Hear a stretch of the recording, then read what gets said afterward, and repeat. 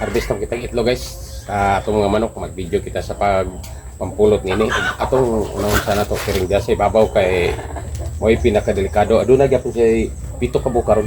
Kagapon may 8 siya diri. Ug karon 7 na lang. Pero atong unahon siya kay yaman sa mga kilbit nga lugar. Magdelikado. May gaya kay wala siya ka hulugi. Kamay sa ato nang gi-file guys. Sa ato ang tree nga gidala. Usapan nato isunod nato dito sa bigas. Ini siguro na to kay niya sa mga critical nga lugar. Karon adto na po dito sa bigas sa may lalom sa pambutangan nato mga stock nga mga kuan sa. Ugin lang ta maglangay-langay ato isunod ring 5 ka buk diri sa lalom. Ito nang file gikuha naman nato dito sa may ibabaw sa kurungan kay kato may pinakadelikado ang atong isunod. O atong lantaw makakuha ang gyapon kita usa ka tray karon.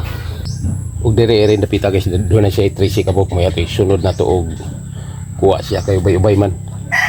Aduna si 13 jud ka buk siya diri Kagapon 12 ra ka buk tong diri gapon. No 13 gapon ka buk gapon. Ug karon 13 gapon. Dumdum jud siya og 13 ka buk. Sa to pa 13 gapon ka mungaan ang itlog niini. Mo ni sila guys, nguna niya na. Kung 13 ka buk itlog nimo sa imong makuha, 13 pod ka manok niya na ang nagitlog. Hapit na siya mapuno. Ug diya pa man diri sa ilalom ug sa may kilid. Nya, ado naman siya 5 ka buk diri. Nya kining 5 sigurado na kining makapuno na siya niya. Dapat atos pikas likod nini. Kay nagtalikod naman kinitong mga itlog. O kining siyang na yuta nga na sagol. Miyaksugay. Ato ra kini siyang trapuan dito guys.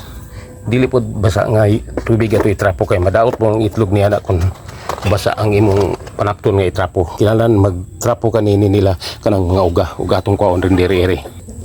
Diri-iri guys. Aduna naman po siya 4 ka buko. Okay na kayo. Kay puno naman rin atong tree ug karon ato na lang ni ibutang yapon sa ibabaw, idatog na lang nato ni sa ibabaw siya guys. Ato idatog inay rato kay basig mga basag po niya noon, mga sayang ang atong mga itlog.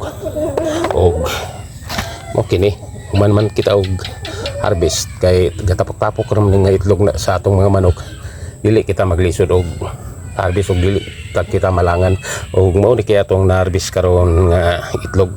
Doon na siya ay usa ka tray nya may sobra siyang 4 ka buk ang sobra sa usa ka tray nga atong na-harvest karong adlaw. Okay na kayo guys.